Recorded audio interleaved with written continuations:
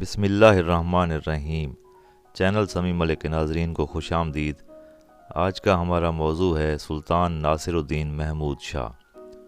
خاندان غلامہ کے ناصر الدین محمود کو تاریخ میں دیندار اور رحم دل سلطان لکھا گیا ہے۔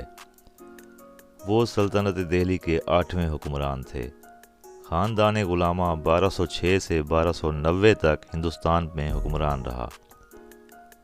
اس خاندان کا بانی قطب الدین ایبک تھا، جو شہاب الدین غوری کی فوج کا ایک جرنیل تھا، جسے ہندوستان کے مختلف علاقوں میں منتظم مقرر کیا گیا تھا، اور بعد میں اس نے ہندوستان میں سلطنت کی بنیاد رکھی۔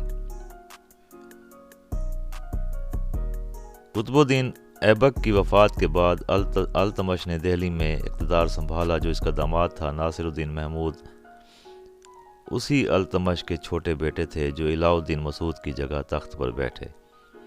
سلطان ناصر الدین کی پیدائش کا سن 1229 بتایا جاتا ہے، جبکہ ان کے والد سلطنت کے حکمران تھے۔ التمش بھی علم پرور اور نیک سیرت مشہور تھے، اور ان کے بیٹے بھی عبادت گزار اور نیک خصلت حکمران کے طور پر شہرت حاصل کی۔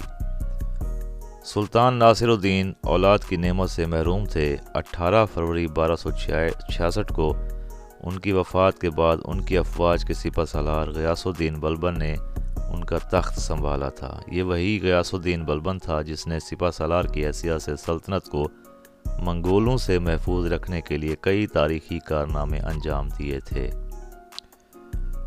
اور سلطان ناصر الدین کے بہت قریب تھے۔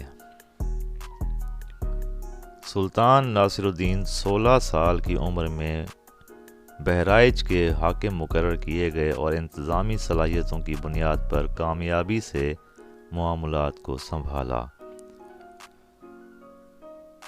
مشہور ہے کہ وہ رعایا پر مہربان رہے اور عدل و انصاف کے ساتھ حکمرانی کی۔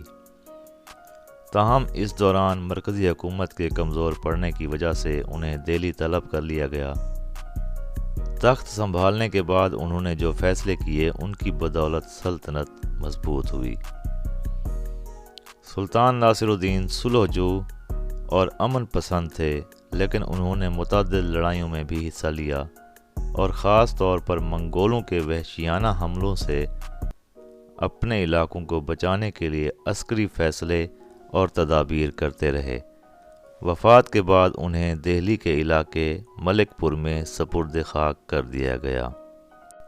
ناصر الدین محمود کی شہرت ایک رحم دل، سادہ اور خدا ترس سلطان کی تھی، اور وہ ہر طرح کی خود نمائی سے احتراز برتتا تھا۔ اس نے دوران قید روزمرہ کے اخراجات کو پورا کرنے کے لیے قرآن مجید کی کتابت کی، اور سرکاری وظائف لینے سے انکار کر دیا۔ تخت نشین ہونے کے بعد بھی اس نے اخراجات کے لیے قرآن مجید کی کتابت کو اپنایا۔